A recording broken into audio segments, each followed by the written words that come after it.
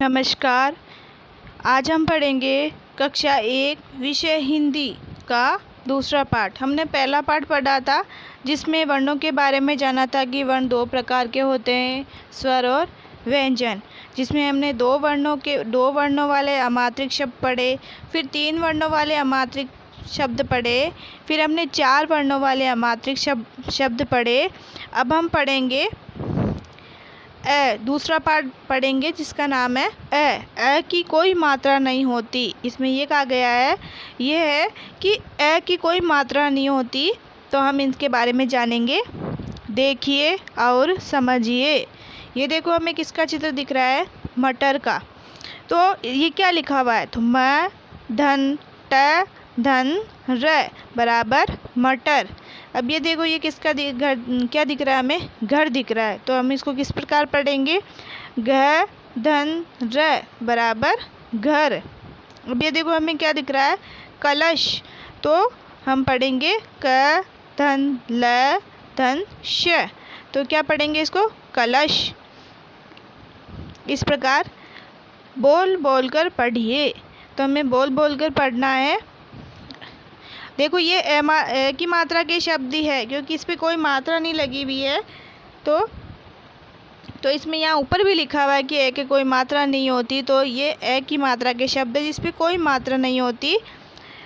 अ ज ये अजय, यह कलश कलश, उधर उधर, रख रख अजय यह कलश उधर रख। बतख बतख, मत मत, पकड़ पकड़ बतख मत पकड़। अहमद अहमद, मत मत, झगड़ झगड़ अहमद मत झगड़। चलकर चलकर, अमरस अमरस, चख चख चलकर अमरस चख। बरगद बरगद, पर मत चढ़ बरगद पर मत चढ़। गणपत गणपत, अजय अजय, नटवर नटवर। अब शलगम सलगम, चख चख गणपत अजय नटवर अब शलगम चख। अजय अजय, नहर नहर, तक तक, चल चल अजय नहर तक चल। गर्दन गर्दन, मत मत, झटक झटक गर्दन मत झटक। इस प्रकार हम एक ही मात्रा के शब्द पढ़ेंगे, बोल बोल कर पढ़ेंगे, बार बार पढ़ेंगे तो आसानी से जल्दी से पढ़ पाएंगे। अब देखो, अध्यापन संकेत। पहला, हमें बच्चों को बताए कि अ की कोई मात्रा नहीं होती। देखो, इसमें अ की कोई मात्रा नहीं होती। अ को केवल इस प्रकार पढ़ेंगे जैसे कि हमने अभी पढ़ा था, मटर मटर। ये कौन से शब्द है? ये अ की मात्रा के शब्द है। तो अ की कोई मात्रा नहीं होती। फिर दूसरा, व्यंजनों के साथ यदि कोई अन्य स्वर वर्ण प्रयोग नहीं हुआ तो उसमें अ की ध्वनि मिली होती है। देखो, वर्ण जो व्यंजन होते हैं उसको बिना स्वर के नहीं बोल पाते हम लोग। अगर हम च भी बोलते हैं, अगर हम अ भी बोलते हैं, अगर हम क भी बोलते हैं तो इसमें अ का उच्चारण होता है। इसीलिए इसमें कहा गया है कि व्यंजनों को बिना स्वर की सहायता से नहीं बोला जाता है। हमें व्यंजन को बोलने के लिए स्वर की सहायता लेनी पड़ती है। अब स्वर कौन कौन से होते हैं जो हमने पढ़े थे? ए आ ई उ ऊ री, ए ऐ ओ औ अंग अह। ये जो हमने पढ़े थे 11 स्वर, इनके बारे में, इनमें ये स्वर होते हैं जिनको व्यंजन के साथ में, यानी कि व्यंजन को बिना स्वर के सहायता से नहीं बोला जाता, इसीलिए इसमें स्वर का प्रयोग होता है। देखो इसमें इसीलिए उसमें ध्वनि मिली होती है, जो किसकी होती है, ए की। अगर हम क बोलेंगे तो ए का उच्चारण हो रहा है ना। अब अगर हम च बोलेंगे तो भी ए का उच्चारण हो रहा है। तो इसलिए अब हम ए के बिना किसी व्यंजन का उच्चारण नहीं हो सकता। ये देखो ये भी है कि ए के बिना किसी व्यंजन का अगर हम क का भी उच्चारण जैसे कि ज का उच्चारण कर रहे हैं तो इसमें ए की ध्वनि आ रही नहीं आ रही। हम बिना स्वर की सहायता से व्यंजन वर्ण का उच्चारण नहीं कर पाएंगे।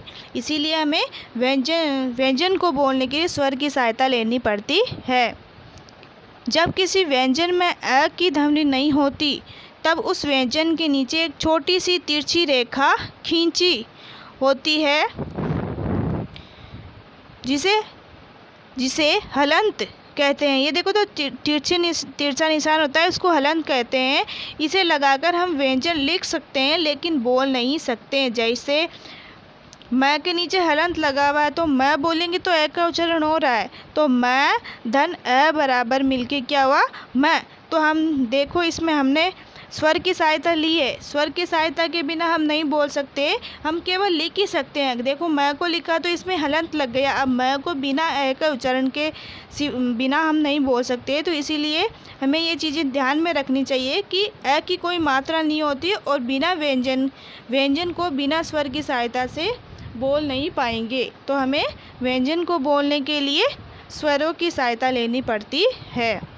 अब हम पढ़ेंगे इसके अभ्यास प्रश्न। मौखिक बोलकर पढ़िए। कलश कलश, बतख बतख, शरबत शरबत, गणपत गणपत, गर्दन गर्दन, शलगम शलगम, पकड़ पकड़। इस प्रकार पढ़ेंगे। अब हम पढ़ेंगे लिखित प्रश्न। एक चित्र देखकर शब्द पूरे कीजिए। ये देखो हमें किसका चित्र दिख रहा है, थर्मस का। तो थर्मस में आगे वाला वर्ण लिखा हुआ है थ, तो हमें पूरा इसका उच्चारण कैसे, थर्मस थर्मस। तो थ लिखा हुआ र म स, तो पूरा मिलके क्या हो गया, थर्मस। अब इसमें ये देखो हमें क्या दिख रहा है, कलश। अब कलश ल तो लिखा हुआ है लेकिन आगे का वर्ण गायब है, पीछे का वर्ण भी गायब है। तो क, पहले हम क लिखेंगे, फिर ल लिखेंगे, फिर क्या लिखेंगे, श। तो ये मिलके क्या हो गया, कलश। फिर देखो ये हमें क्या दिख रहा है, भवन। अब इसमें हम भवन तो न लिखा हुआ है, तो आगे वाले जो दो वर्ण है वो गायब है। तो हम इसको कैसे लिखेंगे, भवन भवन। तो इस प्रकार इस शब्द को पूरा करेंगे। दूसरा प्रश्न, चित्र का नाम लिखकर वाक्य पूरे कीजिए। क, अमर। अब ये देखो हमें किसका चित्र दिख रहा है, थर्मस, जो हमने ऊपर पढ़ा था, थर्मस पकड़, अमर थर्मस पकड़। ये क्या है, ख, जगत। अब ये देखो हमें क्या दिख रहा है, घर दिख रहा है। तो हम यहाँ पे क्या लिखेंगे, घर। क्या लिखेंगे, घर घर, तक चल, जगत घर तक चल।